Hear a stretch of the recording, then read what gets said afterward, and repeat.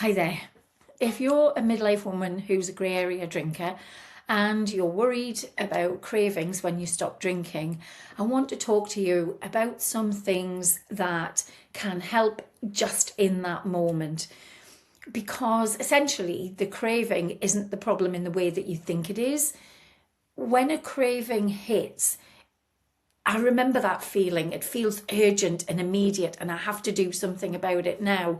But in reality, cravings are temporary. They rise, they peak, and they pass.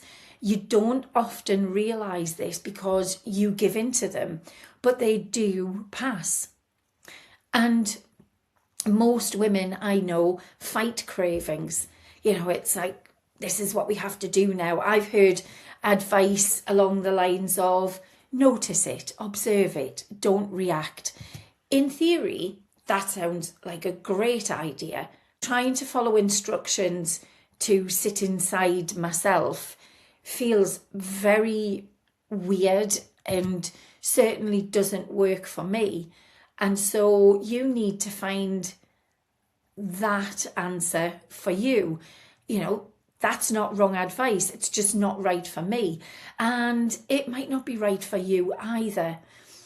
It has to work for who you are and who you're not. Sometimes the most effective thing you can do is change your physical state. Go for a quick walk. 15 to 20 minutes will shift your perspective, a bit of fresh air and a different view of things. Have a shower. I promise you, if you are drinking, you have enough money to buy gorgeous nightwear, gorgeous shower gel, gorgeous body cream, and really indulge yourself in that experience, which will take 15 to 20 minutes. And by that time, not only will your cravings have passed, but you will have done something gorgeous for yourself to make yourself feel better. Even something as simple as just having that shower and massaging your body can just be the pattern interrupt that you need to let the craving go. Another thing I've heard on a regular basis is that many women tell me that if they have their dinner before they drink, it very often takes away the need for alcohol. Because I know many of you, you're in stressful jobs or you've just had a stressful day and you sort of do that mental countdown, don't you, to, well, I've done all the things, I've done all the housework, I've made everybody else's food, now I can drink. It's like the permission slip. But actually, taking the time to eat a nourishing, healthy meal might just be the thing that you need to sort of just sit still and to think about what you're doing and allow the food to sit. I mean, I would love it if you stopped drinking forever, but it's always there. If you have something to eat and you still want to drink, then fine. But think about why you want to ride out the craving. This is just an idea for you to try. Another idea is hand cream. This might sound like a bit of an odd one. However, if you put, say, 2 to 3 times the amount of hand cream on your hands at the point where you're feeling like you want a drink, roll your sleeves up and give yourself a really intense hand massage. Rub it in. It'll end up your arms, it'll end up your neck, it'll end up everywhere probably. But the one thing you can't do when you're doing it is drink. And while you're doing it, give yourself a proper massage. Get in between your fingers. Really massage the palms of your hands and the backs of your hands. Really get that cream in there. That will take a good 10 to 15 minutes. And it's a game changer. I always tell my clients to do this and they love it. The other thing that you can do, and this is a bit of a radical one, is rest. Very often I'll ask clients, when do you rest? And it's amazing how often I get the answer, well, I don't. And I find it's quite sad that we've ended up engineering the kind of lives that mean we have to be on the go 24/7, or we've created this life that is so full of things that we have to do that alcohol is the answer to all of that doing. One of the things that I've done is to think about who else can do what you're always doing. So things like get a cleaner. Honestly, that can be such a massive game changer. I hate housework. You'll probably watch another video that tells you about why I hate housework. Not for this video, but seriously, I will give up all manner of things in my life in order to make sure that I have the money for my cleaner.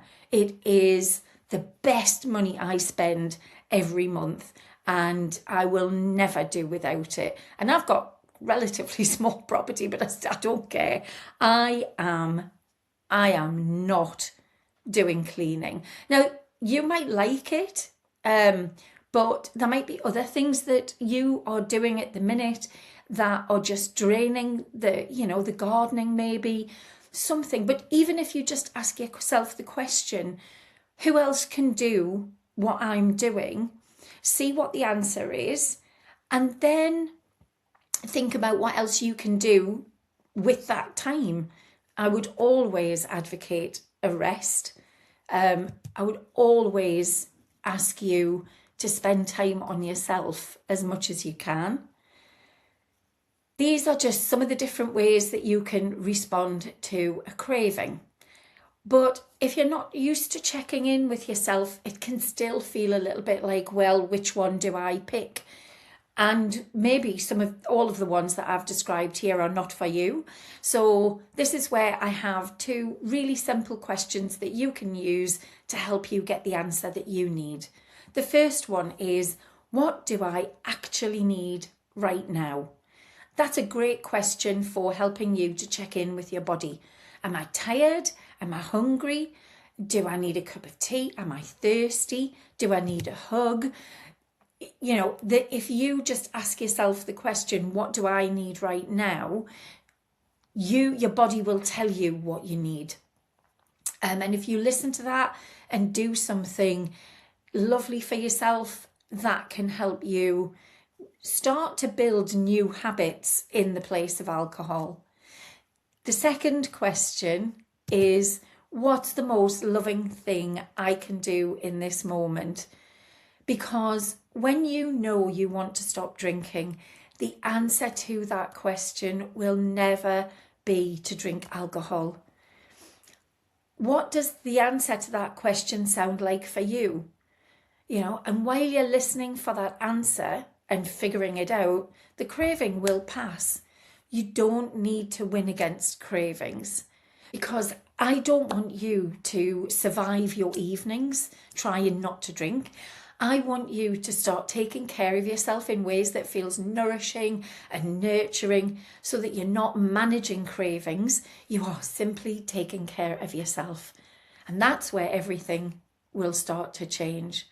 And more importantly, that's where your relationship with alcohol will begin to change. So if you're sitting there thinking, this sounds like me, I've created something that will help.